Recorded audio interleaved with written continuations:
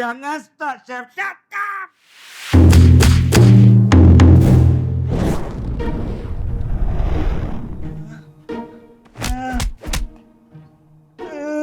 Kenapa jadi macam ni? Bila masa pula aku nak buat tofu Pak? Bel, Jangan start, Chef. Shut up! api kau kuat sangat ni. Kalau nak masak santan, kena api sederhana je. Kalau panas sangat, jadi pecah santan lah dia.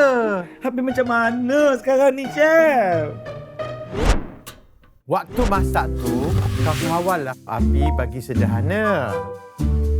Kacau slow-slow aja. Masak sampai ia mendidih. Baru saya faham.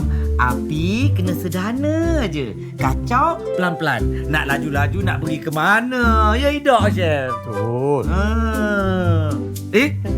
Alamak. Chef, dah habis dah santan ni. Apa kata Chef pergi kedai, pergi beli santan lagi? Baiklah. Ingat tak nak beli santan apa? Ingat santan, ingat kara. Pandai, you're my chef.